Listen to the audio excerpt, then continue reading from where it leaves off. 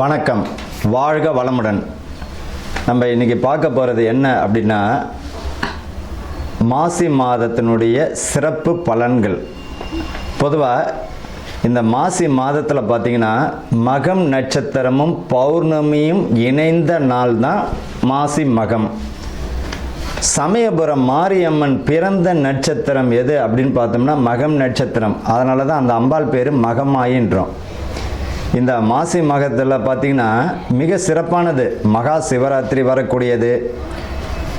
அதே போல் காரடையான் நோன்பு, சுமங்கலிகளுடைய பூஜைகள்.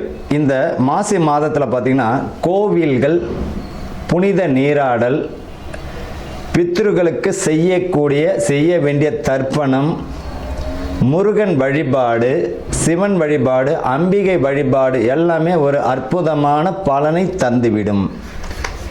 அப்படி ஒரு இருக்குது இந்த மாசி மாதத்தில். சரி, இந்த மாசி மாதத்தில் பார்த்திங்கன்னா புனித நீராடுதல் ரொம்ப விசேஷங்க. பாவங்களை போக்கக்கூடியது. கடலில் குளிக்கிறது, குளங்களில் குளிக்கிறது, புனித நதிகளில் நீராடுவது, முன்னோர்களுக்கு தர்ப்பணம் செய்யக்கூடியது, இது எல்லாமே ரொம்ப அற்புதமான ஒரு விசேஷமான நாள். நல்ல பலனை தந்துவிடும். குழந்தை இல்லாத தம்பதிகள் பார்த்திங்கன்னா இந்த செவ்வாய்க்கிழமையில் முருகன் வழிபாடு பண்ணும் பொழுது குழந்தை கருத்தரிக்கிறது, அதாவது கருத்தரிப்பதற்குரிய மாதமாக அமைஞ்சிடும். இந்த மாசி மகத்தில் பார்த்திங்கன்னா சமயபுரம் மாரியம்மன் வழிபாடு செய்வதும் மிக, உங்கள் வீட்டுக்கு பக்கத்தில் மாரியம்மன் இருக்குன்னா அந்த அம்பாளுக்கு மாவிளக்கு ஏற்றி வைப்பதோ, அர்ச்சனை செய்வது, அந்த அம்பாளுக்கு எலுமிச்சை மாலை போடுவது மிக சிறப்பான ஒரு பலனை தந்துவிடும். பொதுவாக இந்த எலுமிச்சை மாலைன்னு தான் ஒன்று ஞாபகம் வருது. தயவு செய்து பார்த்திங்கன்னா இந்த ஊசியில் கோத்த பழத்தை தயவு செஞ்சு இந்த சில கோயில்களில் கொடுக்கறது ஒரு வழக்கமாக வச்சுப்பாங்க. அம்பாளுக்கு மாலை போட்டுருவாங்க. அந்த மாலையை பிச்சு என்ன பண்ணுவாங்க, ஒரு பழத்தை ஒன்று கொடுத்துட்டு இருப்பாங்க. பொதுவாக ஒரு பழத்தை துளை போட்டாலே அதனுடைய பலி முடிஞ்சிடுச்சு. அப்பேற்பட்ட பழத்தை நம்ம வாங்கக்கூடாது. முழு பழத்தை இறைவனுக்கு சமர்ப்பிக்கணுமா, ஒரு முழு பழத்தை கொடுத்து அம்பாளனுடைய பாதத்தில் வச்சு அதை வீட்டுக்கு எடுத்துகிட்டு ஜூஸ் போட்டோ அல்லது எதாச்சும் உணவில் சேர்த்துக்கிட்டோ நம்ம உள்ளுக்கு சாப்பிட்ணும். நம்ம என்ன செய்கிறோம், சாமிகிட்ட வச்சுட்டு அது மாட்டு காஞ்சி போய்டும். காஞ்ச உடனே தூக்கி குப்பையில் போட்டுருவோம். பொதுவாக அம்பாள்கிட்ட கொடுத்த பழத்துக்கு அப்படி ஒரு அற்புதமான சக்தி உண்டு. அதை நம்ம பயன்படுத்தணும். ஊசியில் கோத்த பழம்லாம் இல்லை, முழு பழத்தை கொடுத்து இறைவன்கிட்ட இருந்து நம்ம வாங்கிக்கிறது நல்லது. மகா சிவராத்திரி, அதாவது என்னைக்கு வருது இந்த மகா சிவராத்திரி? ஈசனை வழிபடக்கூடிய மிக அற்புதமான நாள், மோட்சம் கிட்டக்கூடிய நாள். அன்னைக்கு இறைவனை மட்டும், பகவானை மட்டும் நம்ம மனமாற வேண்டிக்கிண்டு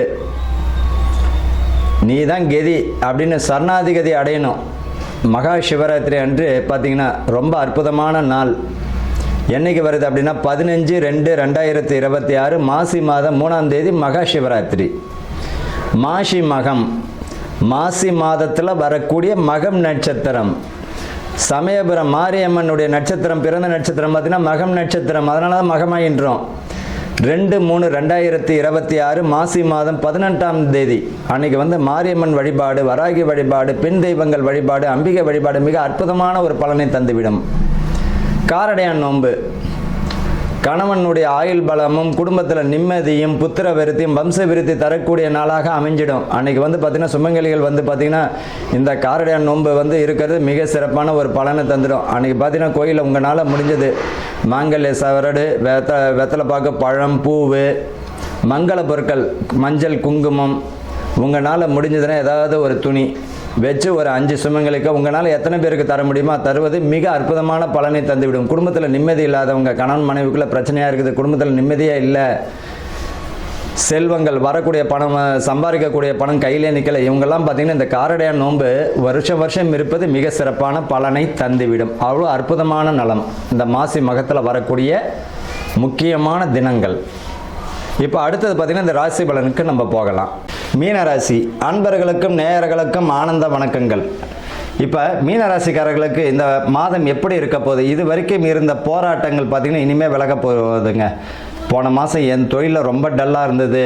போன மாதம் எந்த ஹோட்டலுக்காரங்களும் எடுத்துக்கினாலும் சரி, ஹோட்டலில் தொழிலதிபர், உணவு சம்மந்தப்பட்டவங்களுக்கு இது வரைக்கும் போன மாதம் எந்த வியாபாரமும் இல்லைன்னா இந்த மாதம் பார்த்திங்கன்னா நல்லாவே இருக்கும். இந்த தை மாசியே உங்களுக்கு அற்புதமாக இருந்தாலும் மாசியும் நல்லாயிருக்கும், ஒன்றும் பயப்பட வேண்டாம். உணவு சம்பந்தப்பட்ட தொழிலில் இருக்கிறவங்களுக்கு நல்ல ஒரு லாபத்தை கொடுக்கும். ஆனால் உடல் உபாதைகளில் கவனமாக இருக்கணும், உடல் ஆரோக்கியத்தில் கவனமாக இருக்கணும். உடல் உபாதைகள் உண்டு. குறிப்பாக பார்த்திங்கன்னா இவர்களுக்கு நீர் சம்மந்தப்பட்டது, ரத்த சம்மந்தப்பட்ட பிரச்சனைகள் இருக்கும். சிறுநீரகத்தில் வந்து கவனம் செலுத்தணும். தேவையில்லாத பழக்க வழக்கம் தான் விட்டு ஒழிகிறது நல்லது. இவர்களை பொறுத்த வரைக்கும் குடும்பத்தில் விட்டு கொடுத்து போகிறது நல்லது. அனுசரணையாக நடந்துக்கணும். பிள்ளைகள் வழியில் வந்து ரொம்ப கவனமாக இருக்கிறது நல்லது. அன்பு கலந்த கண்டிப்பு வேணும். எதையுமே கேர்லெஸ்ஸாக விட்டுட்டு அப்புறமா அவஸ்தைப்படக்கூடியது இந்த மீன ராசிக்காரர்கள் தான்.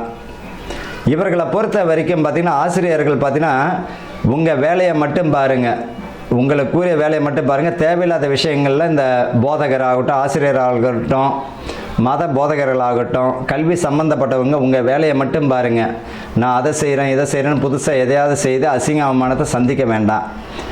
மாணவர்கள் படிப்பில் ரொம்ப இந்த மாதத்தில் கவனமாக இருந்தீங்கன்னா அடுத்த வரக்கூடிய மாதங்கள் ரொம்ப நல்ல ஒரு அற்புதமான பலனை தரும். பதவி பணி உயர்வு உண்டு. பூர்வீக சொத்து கிடைக்கும். அதே போல் முன்னோர்களுடைய ஆசீர்வாதம் இவங்களுக்கு இந்த மாதம் பார்த்திங்கன்னா இந்த தர்ப்பணம் செய்வதற்கும் முன்னோர்களுடைய ஆசீர்வாதம் வாங்குறதுக்கு நல்ல ஒரு மாதங்க இந்த மாசி மாதம். ஏதாவது முன்னோர்கள் தர்ப்பணம் மறந்து இருந்தாலும் சரி, அவர்களுக்கு தர்ப்பணம் கொடுக்கும் பொழுது முன்னோர்களுடைய ஆசீர்வாதத்தில் நல்ல ஒரு வெற்றியை தரக்கூடிய சூழ்நிலை தந்துடும்.